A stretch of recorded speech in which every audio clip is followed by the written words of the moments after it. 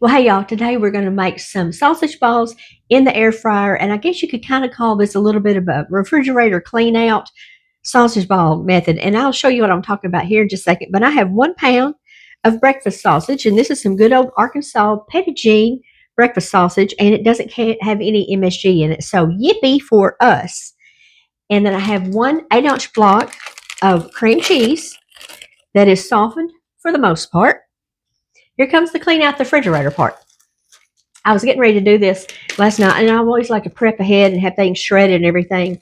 I had 3 different things of cheese in there that I actually measured this, and it did come out to 8 ounces and everything. But one of these is an extra sharp cheddar cheese. One of them is a mild cheddar cheese, and the other one is just a plain old cheddar cheese.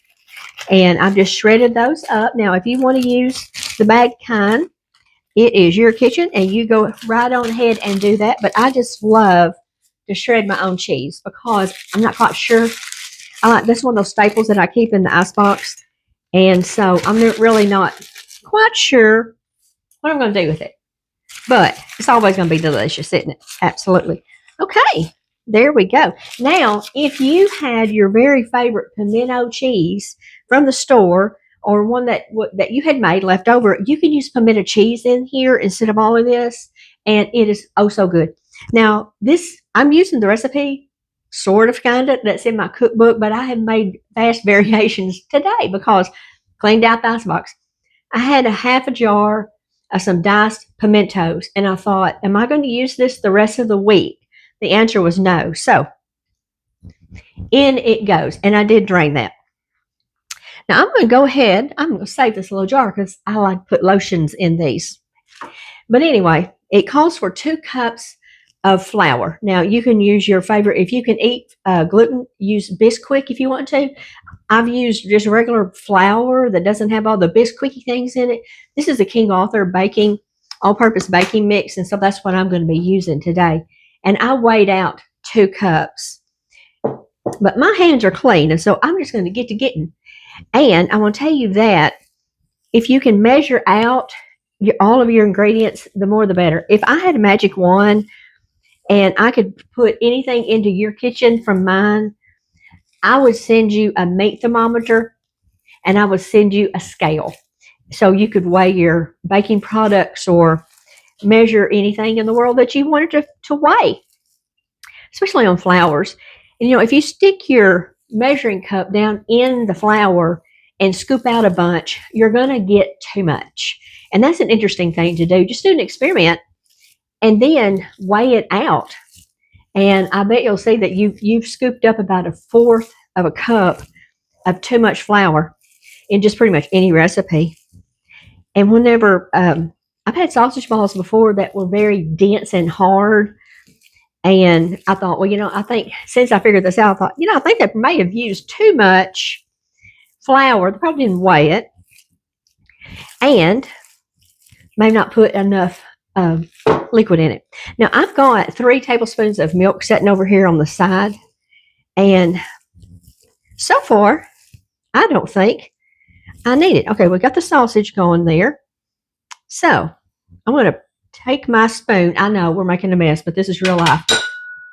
An angel got their wings. And I'm just going to put about half of this flour in here.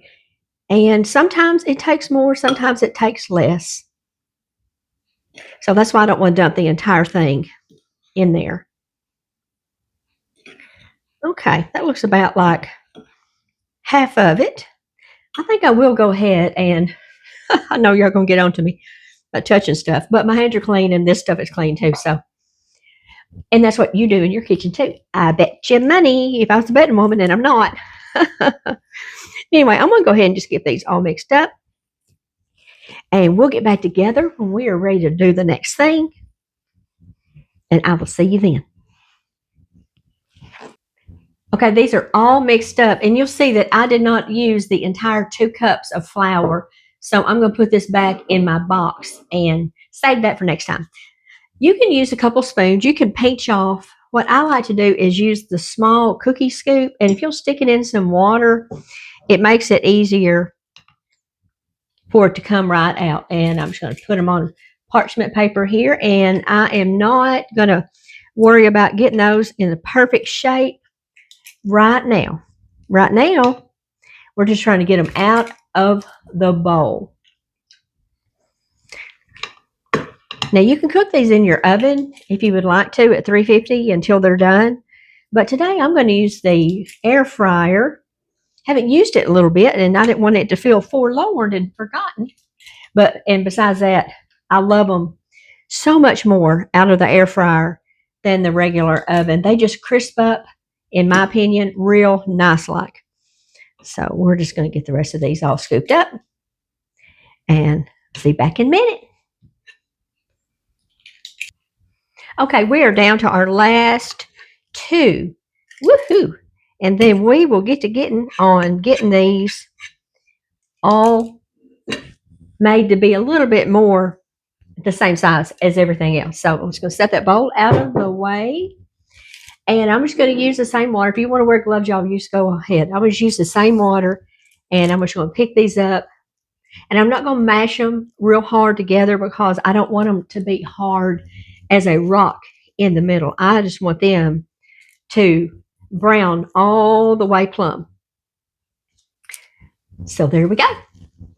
I'll see you when we get ready to put these in the air fryer, and we'll talk about it then. Okay, we got them all laid out. So I'm going to use my Power XL air fryer that y'all helped me choose. Now, I'm going to tell you one thing I like. I'm not trying to say y'all this. I'm just telling you what I love about it. The door comes off. So when you pour the food out, it doesn't drip on the door. Do not immerse this. Don't ask me how I know. Don't put it in the sink. You can wipe it and wash it like that. But it comes with 3 trays. And if you're not going to use a air fryer liner, go ahead and spray these with your favorite cooking spray because these rascals will stick. They really will. So I am going to get one laid out right here. And we'll get another one laid out like this. We'll put this door back on it and go ahead and preheat this.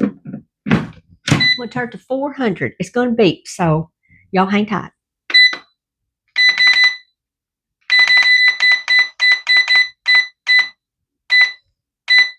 Okay, I set it on 30 minutes. I'm not going to use it that long, but I don't want it to cut off. And I'm going to crank the heat up to about 400.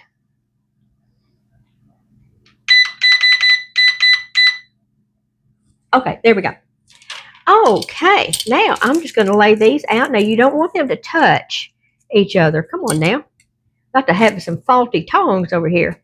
You don't want these to touch because if they're touching, they're not going to be browning for you.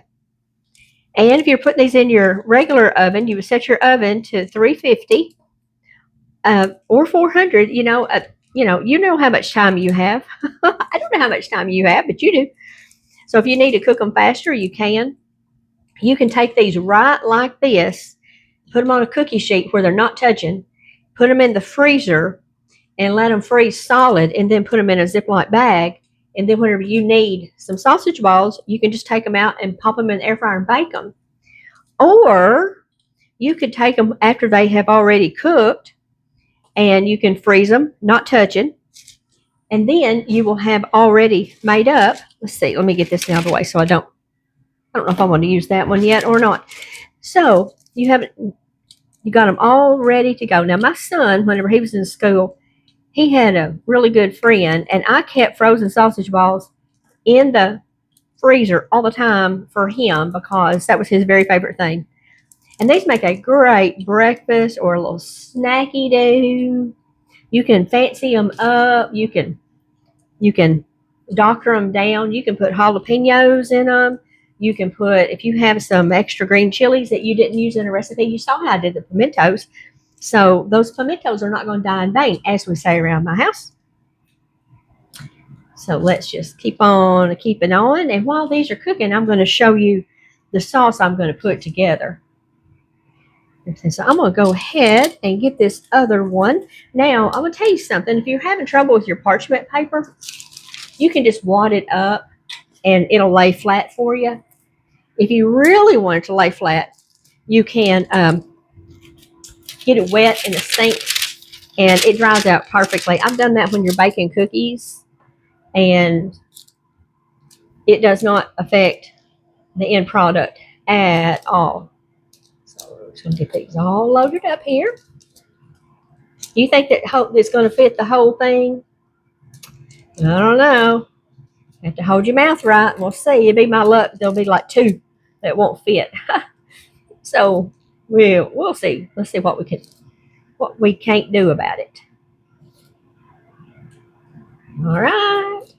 Okay. We're getting closer and closer.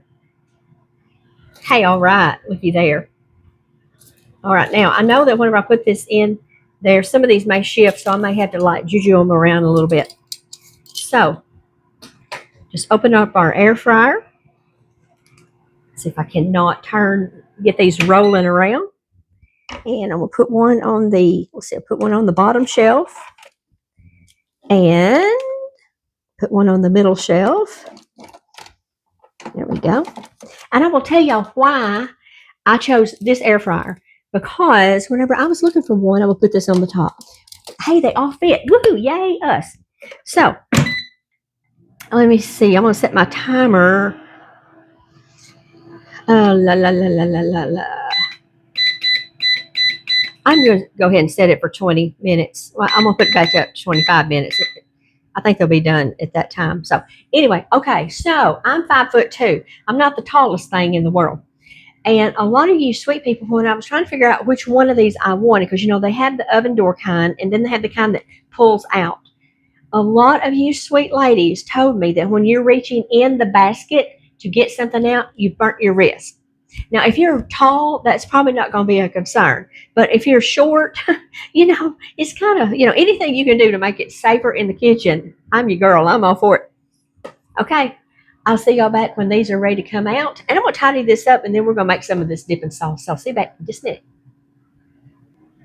I just switched the top tray with the bottom tray to kind of even up the cooking, because it cooks from the top hotter. So what I have, we're going to make up some dipping sauce. I'm loving Burton Brambles. Now, this is not a sponsored video at all. I've gotten to be good friends with Natalie, and they are the sweetest young couple you ever met in your life. These 2 precious little girls, and they live in South Georgia, and they are fruit farmers, and they have a whole line of the most wonderful jams and jellies. And the steak sauce, y'all, it is like the out over the charts, the best ever. But what we're doing today, this is a strawberry pineapple jam. Oh my gosh, y'all, this is like the best stuff ever. I swear I could just drink it. It's so good. So I took out probably almost a cup, and I put it in the microwave and just got it a little bit warm so it'll incorporate with their strawberry pepper jelly, which is divine. Now I'm going to do this a little at a time, because you got to know your crowd. You don't want to just blow the top of their heads off with some hot pepper jelly, do you? But this is so good, and it actually tastes like fresh fruit, kind of like something you think you went to your mama's house and got. So let's just mash that in there, and this is how you come up with a new recipe, y'all. Just get in there and think, I think those 2 flavors would go good together. And I think this is going to replace my orange marmalade. Hard to beat orange marmalade, but I bet this is going to. And I've got their seedless blackberry jam, and I cannot wait to make my Aunt Amy's jam cake. Woohoo! So, anyway, popsicle stick. Let's check our heat temperature here. See what we think. What do you think? I'm going to add just a little bit more pepper jelly, because you remember we used pimentos, and they will not be hot, but they're going to have a little bit of a flavor profile. So we're just going to get that off there and get this all mixed in together. And I have a recipe here in the South. There's a sauce, dipping sauce, kind of a something or other that we always make. It's called Jezebel sauce, and it's with pineapple jelly and apple jelly. Pineapple jelly and apple jelly, I guess that's what it was. Anyway, I cannot wait to make that, and I'm going to use this instead. And I think it's going to be delicious. Okay, so let's get our other popsicle stick here. Yep, there we go. See what we think.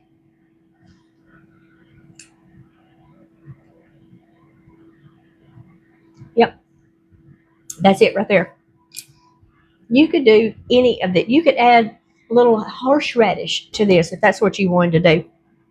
Yum, yum, yum. Okay, all righty. We're gonna let this keep rattling, banging over here and cooking. So I'll see y'all back when these are out of the oven. See you back in a minute. Okay, y'all. These it took about 25 minutes for all of them to cook. And had I had my microphone turned on a while ago, you would have seen me take them out of the oven and how easily they came off of the parchment paper. But yet again, I'm not used to wearing this microphone here. And so this is not the first time that has happened. Oh, my goodness. Okay. So let's just take that little one that we were going to take a bite with. And now we'll see how we're doing. Mm. Mm-mm. Y'all, that is delicious. Oh, my word.